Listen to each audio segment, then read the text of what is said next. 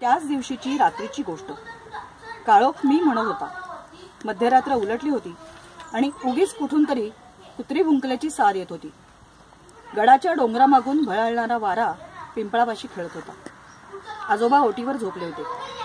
ते एकदम दचकून जागे झाले आणि समोर पाहतात तो ओटीच्या पायरीवर कुऱ्हाड खांद्यावर टाकून काळा कुट्ट माणूस उभा. आता आजोबांनी उशालगतची तलवार अलगद ओढली आणि ते एकदम उभे राहून ओरडले, कोण तू? आणि त्या काळ्या कुट्ट माणसाने एकदम कुऱ्हाड खाली टाकून डोकं पायरीवर टेकीत म्हणलं, सरकार, मी तुमचा तुळ्या. तुळ्या? काळदरीचा? इतक्या रात्रीचा कसा आलास? आणि दरवाजा कोणी उघडला तुला वाड्याचा? सरकार, दरवाजा उघडाच होता. आज मधल्या रात्री समजलं मला की सरकार झोपडीवरून वाड्यावर राहायला गेले ती, म्हणून आलो. मधल्या रात्री? एवढ्या रात्री तुला कोणी येऊन सांगितलं?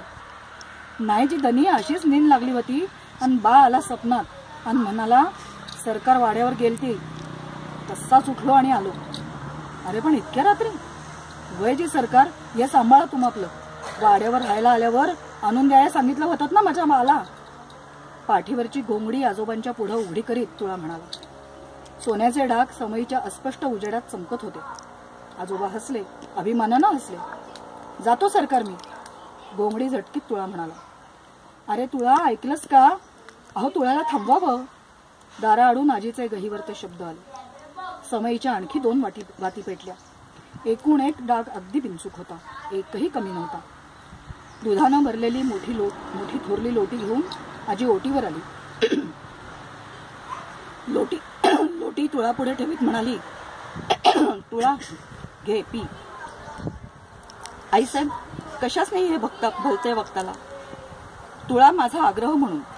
आणि आज राहा, इतक्या रात्रीचं जाऊ नकोस. उद्या जेवून जा.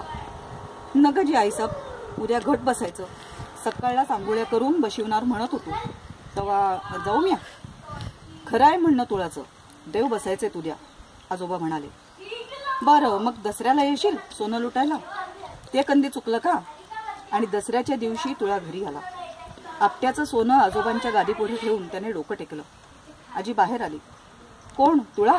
बरं झालं आलास, वाटच पाहत होते मी, असं म्हणून आजी आत गेली आणि क्षणभरानं परत आली.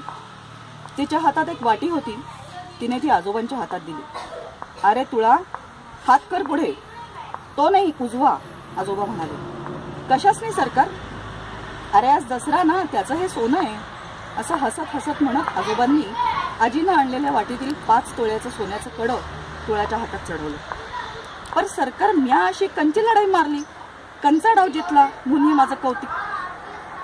तुळाला 20,000च्या सोन्याच्या मोहावरचा विजय क्षुल्लकच वाटत होता. किंबहुना त्याच्याशी झुंजायला येण्याची मोहाची छातीच झालेली नव्हती.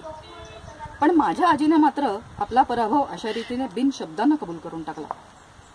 सरकार, लोक मला चोर म्हणतात. नसत्या कलागती अंगाला लावाया बघतात.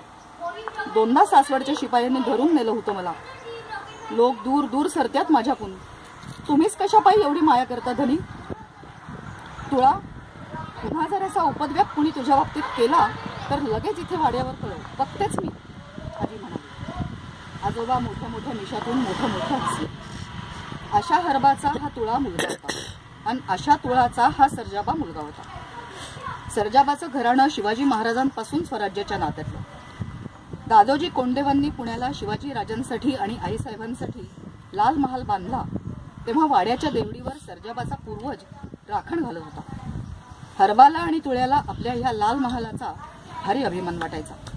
नेहमी म्हणायचे, महाराजांची माणसं होता मी, लाल महालातल्या अन्नावर वाढलं. पण सर्जाबा मात्र कधीही लाल महालाचं नाव घेत नसे. मी म्हणे, याला कसा अभिमान नाही? एकदा असाच गाडीची वाट पाहत स्टेशनवर आम्ही दोघं उभे होतो. तेव्हा मी म्हटलंच त्याला, सर्जाबा, तुमचे वाडवडील महाराजांच्या लाल महालात वाढलेत, गाजलेत, गरजलेत, तुम्हाला कसा नाही अभिमान? नाही कसा सरकार, आहे ना, तर त्याचा काय उपयोग? नाव मोठं सांगायचं आणि जगणं खोटं जगायचं. सरकार, आमच्या भाग्यातला लाल महाल गेला. ही ठेसनावरची लाल हमाली आली काय काळी. आपल्या लाल कपड्यावरून हात फिरवीत कसंच हसत सर्जाबा म्हणाला. शिवाजी महाराजांच्या थोरल्या राणी सईबाई साहेब पुरंदरावर प्रसूत झाल्या आणि संभाजीराजे जन्माला आले. सर्जाबाचा एक पूर्वज गडावर खास बाळराजांच्या दिमतीला होता, हे सर्जाबाला माहित आहे. पण आपल्या परिस्थितीची त्याला भारी लाज वाटते. गावात राहून लोकांची हेटाळणीची बोलणी ऐकणं नकोसं झालं म्हणून ही मानाची लाल हमाली त्याने पत्करली. लोकांना वाटतं रामोशी म्हणजे चोर, बदमाश. सर्जाबाच्या घरी काळदरीला मी कितीदा गेलो आहे. मातीनं सारवलेल्या भिंती आणि शेणानं शिंपलेलं अंगण, कोठ्यात एखादं शेपूट, घरात सगळा गाडग्या मडक्यांची उतरंडी. हे आहे सर्जाबाचं वैभव. हो, पण सर्जाबाच्या घरी एक फार फार वैभवाची वस्तू आहे, फारच मोलाची. सर्जाबाला ती जीव की प्राण आहे. सर्जाबाच्या अंधाऱ्या माझघरात त्या एका मोठ्या थोरल्या कोनाड्यात खंडोबा, भवानी, भैरोबा ह्या देवांचे टाक मांडलेलं देवघर आहे.